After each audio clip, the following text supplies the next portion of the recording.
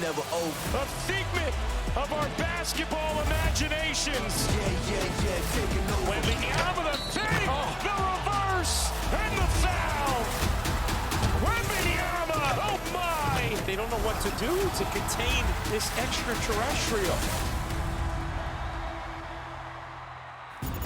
Should we take a closer look at Wemby mania? Because you like, Perk, that he's attacking the rim.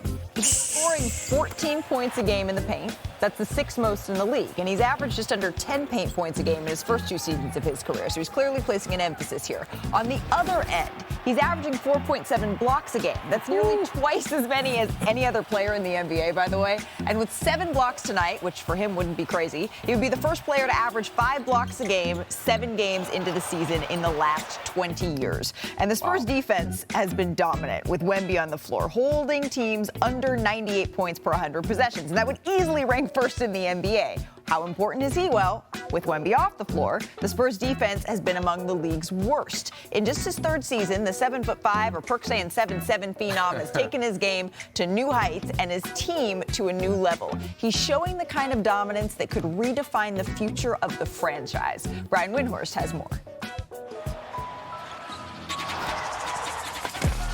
Gosh, he looks like someone who is kind of a product of what the new Hooper is supposed to look like. Yeah, he's like the 2K creative player. Every point guard that wants to be 7 foot. Everybody's been a unicorn over the last few years, but he's more like an alien. Victor Wembanyama! Long before the hype, Victor Wembanyama had the confidence. When he was just 14, he told his coach he always visualized his first initial, V, represented the Roman numeral for number 5. All the positions he planned to play in the NBA. Now at just 21, the world can see how Wembanyama can pass and can dribble. He can shoot. Pull-up baseline jumper, got it. And of course, he can block shot after shot after shot. Blocked by Victor. That vision for the V is no longer unbelievable. And slams! This season, perhaps for the first time in his career, Wembanyama is fully embracing what his size can do. And he comes into it armed with 10,000 hours spent on developing all his skills. This combination is in the process of devastating the NBA. With the slam! I think it's just an ongoing kind of partnership in terms of developing, nurturing, supporting him, but also holding him accountable and challenging him to continue to be more efficient and make better decisions and see where he can improve. Last year, almost half his shots were three-pointers. Victor now launching a deep 3. Victor Wembanyama! He got to the line just 4 times a game. He was good. He made the All-Star team for the first time, but he was letting the opponents off the hook. This year, in a ferocious change, a stronger Wembanyama is on the attack and leveraging his size with aggression. I mean, with his height, where he gets his catches from, I feel like he's been just facing up and rising over for a way easier shot this year. Lobbing it open, Wembanyama! I still got a lot to learn, but knowing more about the game and knowing more about my teammates and vice versa. Trying to get to the rim, trying to get more layups, and more dunks, the most efficient shots. Now, less than 20% of his shots are threes. His free throws have soared to 10 a game. Wembanyama, and 1! And he and the Spurs have vaulted to the top of the West in the early going. 6 of the last 7 MVP awards have been won by 7-footers, but the league has never seen somebody this tall with this skill set.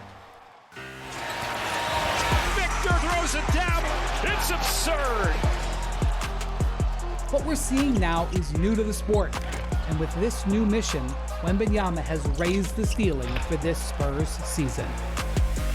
We've never seen anything like Wemby before, and tonight the Lakers will face the San Antonio Spurs. So for more on that, we welcome in our senior insider, our senior writer, Dave McMenamin. Dave, you were at Lakers shoot-around today. What can you tell us about how the Lakers are going to try to approach containing Wemby here? Yeah, Malika, I was talking to DeAndre Ayton at shoot-around this morning. He said that he actually spoke up when they had their meeting today about how they're going to defend Victor Wembanyama. And he said that he wants to be the focal point as the low man and be kind of giving out defensive instructions to his guards and forwards in front of him. So he said they can, quote, bruise Victor up a bit. So I expect to see some Rui Hachimura on some doubles. Certainly when Jared Vanderbilt comes in off the bench, look for him. Marcus Smart.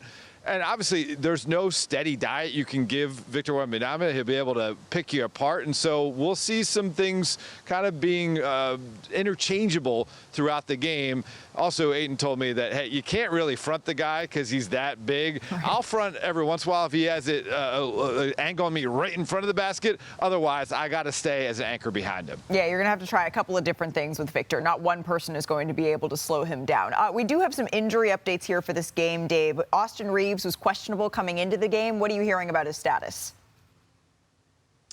Yeah, Malika, Austin Reeves has now been downgraded to out. That's going to be his second straight game missed with some soreness in his right groin. He started to feel discomfort in his groin Sunday against the Miami Heat, was able to play through that entire game. But you know, the Lakers, this is a cautious move holding him out. Austin was a full participant in shoot-around this morning.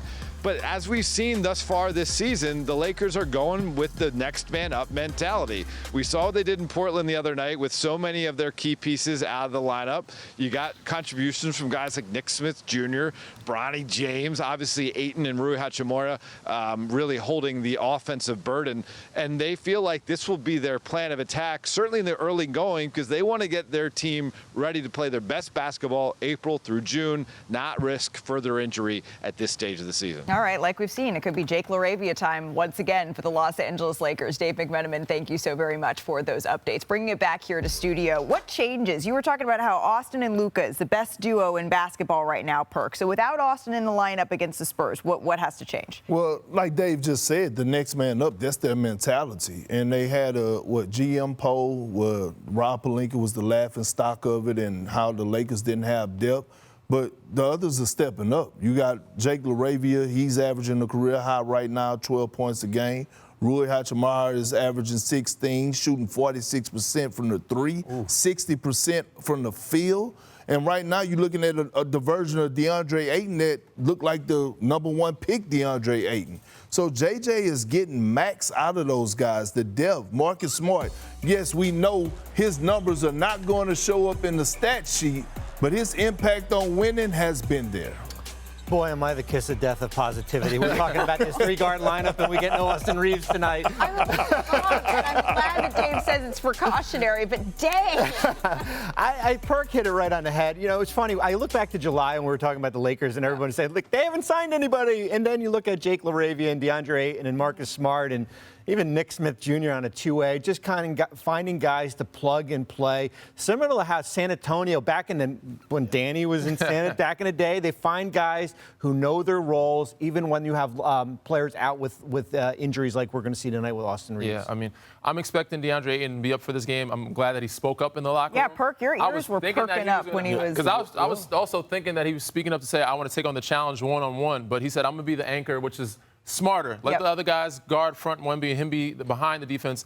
He's going to have to talk and communicate, but I think this is a night where he can show and prove that he's the old DeAndre Ayton that we've seen in Phoenix. And I wouldn't be surprised if JJ started the game with Rui guarding Victor. He's the second strongest player on their squad outside of Braun. Yeah. We saw that against Phoenix with a lot of Royce O'Neal on Victor to start that game. Certainly similar and position. That might be a blueprint for what the Lakers are trying to do. We know the Lakers have started 6 different lineups this season. That's the most by any team in the NBA, and they're going to be rolling it again, seeing what we get here with no Austin Reeves for them. Here are tonight's star-studded ESPN NBA doubleheaders, though. Smoke. We got the Timberwolves finishing up a 3-game road trip against Jalen Brunson and the Knicks, and we could see Anthony Edwards back in that game. It's at 7:30 Eastern, and then Luka's giving it a go. The Lakers, they host Victor Wembanyama, and that's what you want to see. The stars out. Countdown is back. We're going to tip it off 7 o'clock Eastern. And then on Saturday, we're back with you again. Devin Booker and the Suns play in Los Angeles against Kawhi and the Clippers. Both of those teams looking to get right here. 10:30 Eastern, 7:30 Pacific after college football. We will be with you. Both are also available on the all-new ESPN app.